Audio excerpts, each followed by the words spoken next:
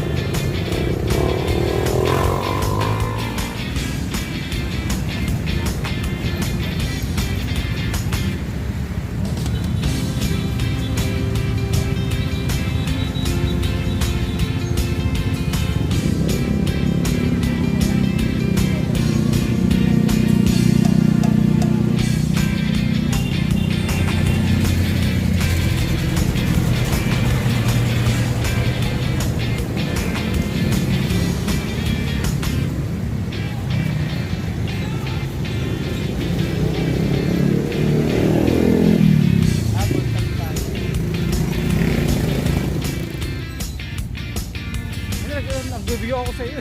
Kulang pa ito ng gamit ha. Pag ano ba tayo dito? Baka meron na karinig tayo dito.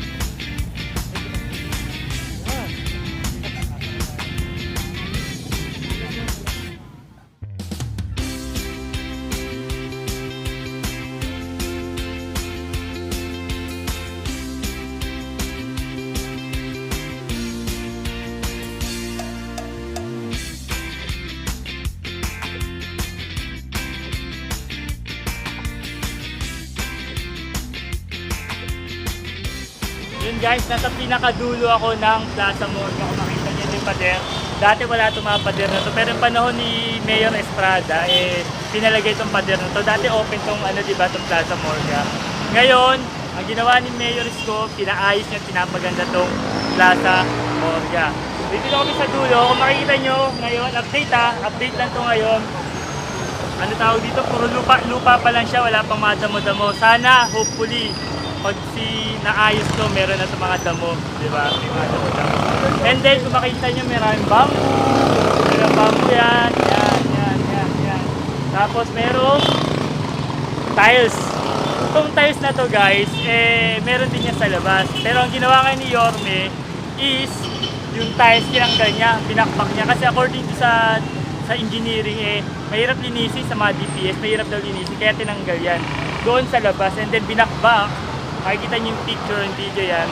Pinakbak niya yung tiles, tapos pinalitadahan, pininturahan ng grid, at meron na tayong bagong pader na Tapos may painting pa.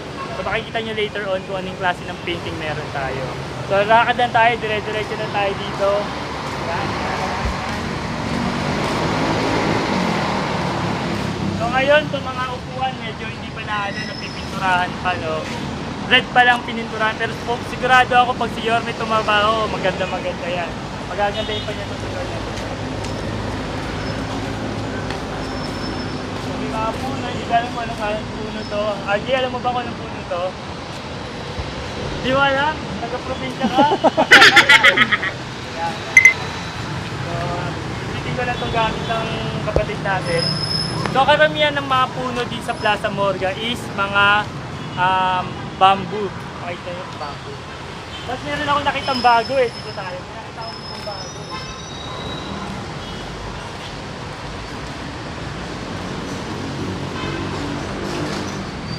Yung mga tiles, medyo sirapin ng tiles. Medyo marumi pa rito guys. May mabasok pa ng bote. Kasi may mga naglalaro mga bata rito, mga rugby boys minsan, mga nakatira sa kalye. So minsan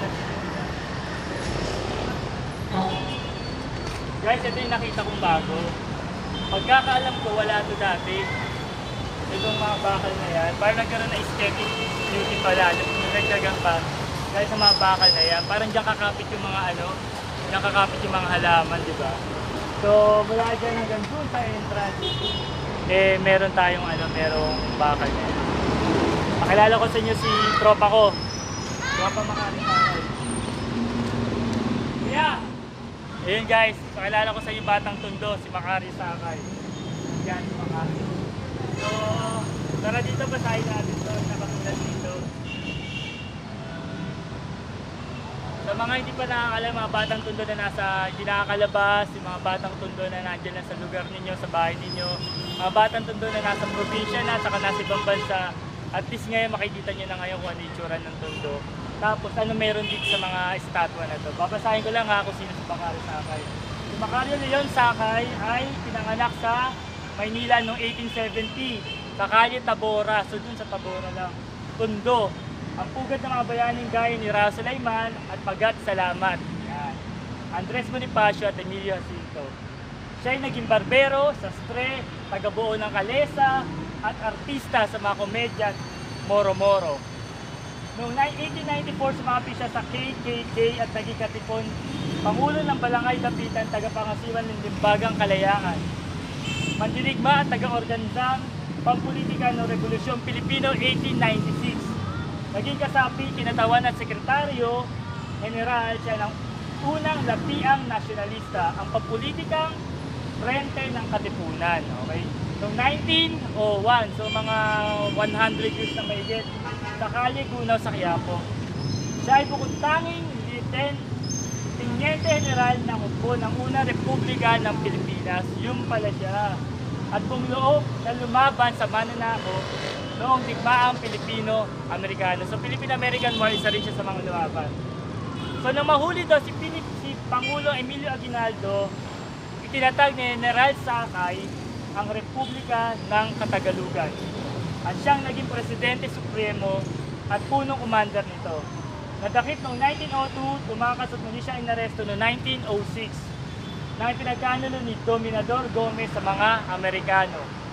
Ikinulong siya sa Lumang Bilibid, Maynila at doon siya binitay noong 13 ng Setyembre 1907. Kasama si Coronel Lucio de Vega, batay sa ley de bandolerismo ng Amerikanong mananakop.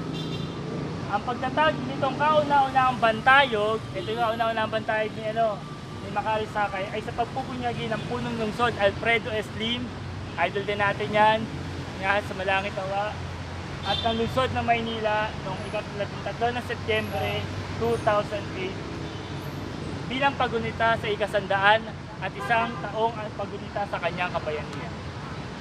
Alright, ayun, yun si Makari Sakay. So bayani pala siya ng bayani pala siya ng Tondo, ng Katagalugan. Isa siyang general, lumaban sa mga Amerikano. Yun pala siya. Tapos binitay siya. Diba? Now, so yan si paring Macario. Ayun guys, nakita nyo lahat, nakilala nyo si Makari Sakay. Punta naman tayo sa entablado na to.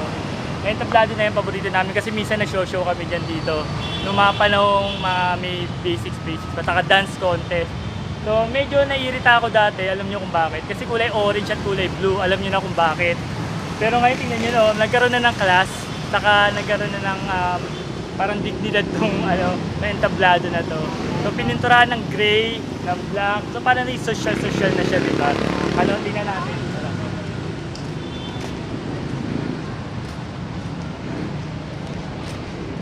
Ayun guys, kung makikita ninyo, ang kintab, hindi ba kintab, napakalinis na ng mga bricks, ng mga tiles dito, mga bricks dito. Kasi kung may makikita kayo, dati, mga few weeks ago, nilinis na to ng DPS, ng mga DPS warriors natin. And di mo, lumabas ulit yung linis, yung puti, yung kulay ng mga bricks. Dati nangungutim to, di ba? Alam niya, nangungutim yan dati, itim-itim. Pero ngayon, tapos itong mga, itong mga upuan, medyo hindi pa siya maayos, makikita niyo. So hopefully sa opening nito, pag pinasinayaan na to ni Yorme Isko, magiging maganda to, papalitan siguro. Hindi natin alam, pero sana ganun mangyari. Para lalo, pag matapos ng pandemic na to, may maganda ng upuan yung mga tao, habang may nagtatanghal sa entablado na yun. Alright. Okay tayo, samahan nyo ako, okay tayo sa stage na natin mag-tago. Dati kulay pula lang din to, tinaya ngayon may itim na white as gray. So ang ganda ng pagkakaayos. Diba? Okay tayo.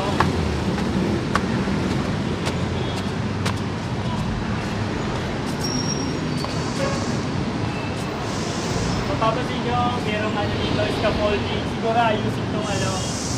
ibabaw. Ayun dito ang pinaka-roof ng tanghalan. Dati dito kami mag-practice ng sayaw sa entablado.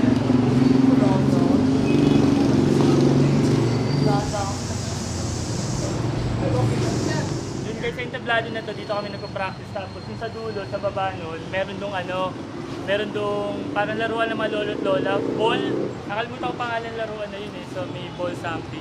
Then nagkala yung mga lolo't lola natin pag umaga at hapon. So hopefully maayos din yan sa likod na yan pag na fully renovate na itong buong Plaza Morga. So, maraming salamat sa Parks Development Bureau ng Manila City Hall, kay Yorme, sa DPS, sa engineering, sa lahat ng mga tumutulong para maayos ito. Right, dito tayo sa labas.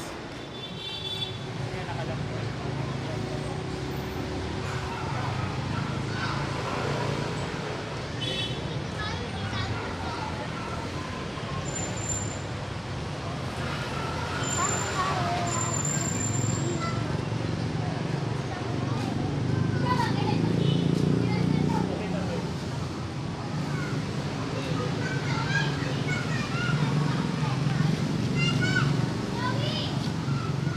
Parang long ball.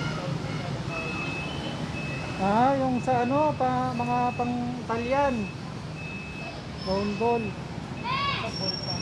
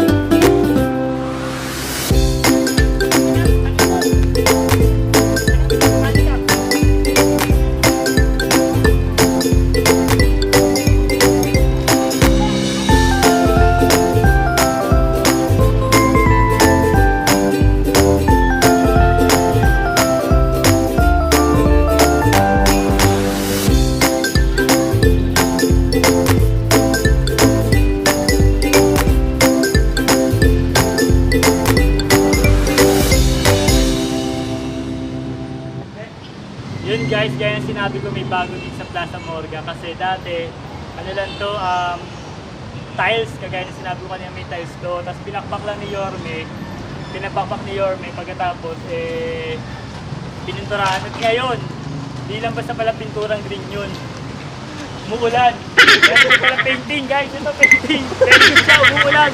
Kakap mo na. Yun guys, maraming salamat sa pagsama sa amin sa Plaza Morga. Ito na yung latest update ngayong September 21 dito sa Tondo. Maraming salamat dahil sinamahan nyo kami. Marami pa maganda improvement na mangyayari dito sa Plaza Morga. Kaya antabayanan nyo lang, subscribe lang kayo sa channel ko, Ryan TV, Facebook, Instagram, Twitter. Ganun din sa When in Tondo guys. Follow nyo ako sa Facebook pati Instagram para marami pa akong kwento tungkol sa Tondo. Maraming salamat. See you.